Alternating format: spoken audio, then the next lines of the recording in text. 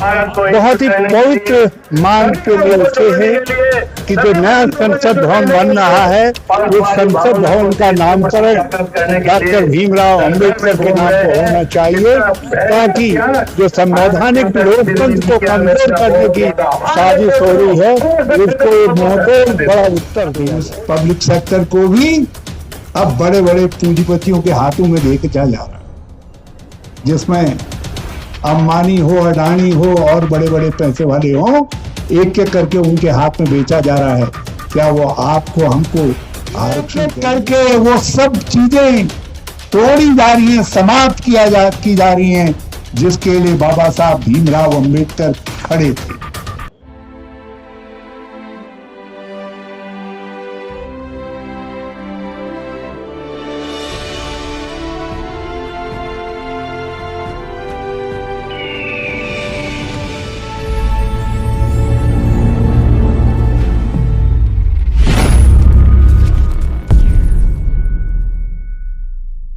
और आपके जज्बे को और आपके सवाल को, तीनों को प्रणाम करता हूं, नमन।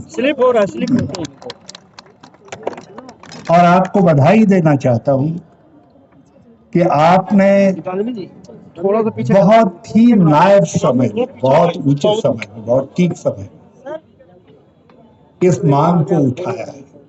ये चल नहीं रहा। आज जिस बात के लिए भारत और भारत का संविधान जाना जाता है, उन सारी चीजों को एक एक कर बहुत सिस्टमेटिक तरीके से, योजनाबद्ध तरीके से नष्ट किया जा रहा है।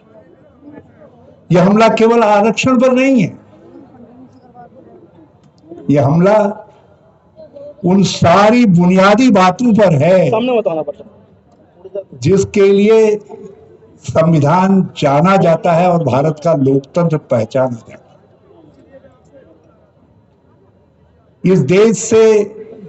इस देश को सहिष्णुता के लिए, शांति के लिए, भाईचारे के लिए जाना जाता है, और बाबा साहब अंबेडकर का संविधान उसकी गारंटी देता है मूल अधिकारों के रूप में। आज सहिष्णुता की हत्या हो रही है, शांति, आज भाईचारा जाति सांप्रदायिक हिंसा में बदल रहा है, विद्वेष में बदल रहा है, सत्ता विद्वेष को हवा देने का काम कर रही है। संविधान जिन संस्थाओं को खड़ा कर अपने नागरिकों की सुरक्षा करता है, उनकी सेवा करता है, देश को आगे बढ़ाता है, देश को मजबूत करता है, एक एक कर उन संस्थाओं को नष्ट किया जा रहा है, उनको बर्बाद किया जा रहा है, जिसमें हमारे सारे स्तंभ, जो भारतीय संविधान के चारों स्तंभ हैं, जिसमें विधायिका भी है, कार्यपालिका भी है, सरकार, जिसमें न्यायपालिका भी है, जिसमें मीडिया भी है, सबको गुलाम बनाया जा रहा है। सत्ता और पैसे की ताकत पर एक एक करके इन सब खम्भों को तोड़ा जा रहा है, इनको कमजोर किया जा रहा है। आरक्षण जिन लोगों के हाथ में सत्ता है उनको कभी नहीं भाया, उनको तो ये कभी नहीं भाया कि दलितों के लिए, कमजोरों के लिए, शोषित और पीड़ितों के लिए लड़ने वाला डॉक्टर भीमराव अंबेडकर भारत के संविधान लिखने वाली कमेटी का अध्यक्ष बने, ये उनको कभी नहीं भाया। ये वो ताकतें हैं जिन्होंने उस संविधान को कभी हृदय से नहीं माना, हाँ, उसका फायदा उठाकर सत्ता के शीर्ष तक पहुंचे। और आज इसीलिए सरकारों में, चाहे वो राज्य सरकार हो, केंद्र सरकार हो, 2.5 करोड़ से ज्यादा पद अकेले केंद्र सरकार में, सरकारी विभागों में, जिसमें रेलवे से, संचार से लेकर सेना तक सब सम्मिलित है, रिक्त पड़े हुए। जब पद नहीं भरे जाएंगे तो जो संविधान कहता है कि तुमको आरक्षण मिलेगा, कमजोर को मिलेगा, दलित को मिलेगा, जनजाति को मिलेगा, पिछड़े वर्ग को मिलेगा, वो कहां से मिल पाएगा। और यदि पब्लिक सेक्टर्स में मिलता, जो इंस्टीट्यूशन ऑफ पब्लिक सेक्टर खड़ा किया गया, नेहरू ने खड़ा किया, तो उस पब्लिक सेक्टर को भी अब बड़े बड़े पूंजीपतियों के हाथों में बेचा जा रहा है, जिसमें अंबानी हो, अडानी हो और बड़े बड़े पैसे वाले हो, एक एक करके उनके हाथ में बेचा जा रहा है। क्या वो आपको हमको आरक्षण देंगे? क्या वो हमारे संविधान की मर्यादा का पालन करेंगे? तो इंस्टीट्यूशन ऑफ रिजर्वेशन को भी नष्ट करने के लिए, तोड़ने के लिए न बांस रहेगा, न बांसुरी रहेगी, न पद रहेंगे, न आरक्षण की मांग उठेगी, और न दलित और कम जो है पिछड़ा कमजोर ताकत की मांग कर सकेगा। इसलिए आज इंस्टीट्यूशन ऑफ आरक्षण को भी समाप्त किया जा रहा है। इस देश के अंदर लोकतंत्र हमारी ताकत है, क्योंकि आपके पास संख्या बल है। अभी मैं सुन रहा था, डॉक्टर के राजू को कह रहे थे कि जाति के आधार पर जनगणना होनी चाहिए। उसके पीछे तर्क यही है कि जिनके पास शक्ति है, जिनके पास जनसंख्या है, वो लोकतंत्र के अंदर अपनी पहचान बना सके, वो लोकतंत्र को का माध्यम बनाकर काम कर सके। आज ये सत्ता में बैठे हुए लोग ऐसे लोगों को चिन्हित करके ऐसी आवाजों को दबाने की कोशिश कर रहे हैं। जहां विपक्ष है, लोकतंत्र की हमारी आत्मा है विपक्ष। संसदीय लोकतंत्र हमारे भारत की संविधान की पहचान है। इसके लिए नेहरू और अंबेडकर पहचाने जाते हैं। इसलिए नेहरू से भी घृणा है, अंबेडकर से भी घृणा है, लेकिन अंबेडकर से खुल करके नहीं कह सकते, नेहरू से खुल करके नेहरू से घृणा कर रहे हैं। अरे लोकतंत्र नहीं रहेगा तो फिर संविधान कैसे रहेगा? और लोकतंत्र रहेगा कहां से, जब विपक्ष की आवाजें दबा दी जाएंगी, उनको चुन चुन करके उनको कमजोर कर दिया जाएगा, और संस्थाओं को जो लोकतंत्र की रक्षा के लिए बनी है उनको कैप्टिव बना दिया जाएगा, उनको अपने हाथों की कठपुतली बना दिया जाएगा। तो न गांधी रहेंगे, न नेहरू रहेंगे, न अंबेडकर रहेंगे, और यहां रहेंगे तो केवल एक व्यक्ति रहेगा, क्योंकि जिसके हाथ में सत्ता है वो व्यक्ति अक्षुण्ण बनना चाहते हैं। जिस तरीके से चीन में उनके दोस्त सारी ताकत लेकर के एक अकेले बैठ गए हैं, उसी तरीके से यहां से भी सारी ताकत को अपने हाथ में लेकर के बैठना चाहते हैं। हमारे आपके पास अवसर है 2024 का। मैं तो बधाई देता हूं राहुल गांधी जी को। उनकी तपस्या ही है। 7 दिसंबर को 3 महीने हो जाएंगे। कोई कल्पना कर सकता है लगातार इतनी पद यात्रा करने की, इतनी चलने की? उस तपस्या के आलोक से भारत में एक परिवर्तन आ रहा है। इस परिवर्तन को गति देने के लिए जो आज मांग उठी है, मैं डॉक्टर उदित राज को बहुत बधाई देता हूं, आप सबको बहुत बधाई देता हूं। आपने कहा जिंदाबाद जिंदाबाद, संसद भवन है नया, यदि ये वास्तविक अर्थों में जनता का संसद भवन है तो फिर इसका नाम बाबा साहब अंबेडकर के नाम पर होना चाहिए। ये शुरुआत होगी 2024 के लिए। आपको, हमको, सबको एकजुट होकर के आवाज उठानी है। मैं तो घर पर बैठा हुआ था, 2-3 नौजवान आए और उस समय तक उन्होंने उदित राज जी का नाम भी नहीं लिया था। जब उन्होंने कहा कि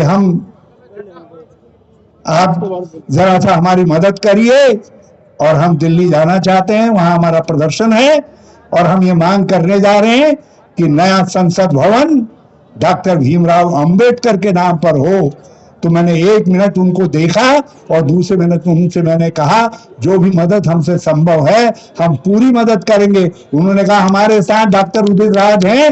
मैंने कहा फिर उदित राज हैं तो फिर ये लड़ाई अब मुकाम तक पहुंचे बिना नहीं मानेगी। तो आज आप सबको ये संकल्प लेना चाहिए। लेकिन मैं एक बात आप सबसे कहना चाहता हूं, मैं बहुत देर से यहाँ पर बैठा हुआ, आप आए, हजारों की संख्या में आए, लेकिन आप कभी इधर कभी उधर कभी उधर, अरे हम बिखरे रह जाएंगे तो फिर हमारी ताकत का असर नहीं रहेगा।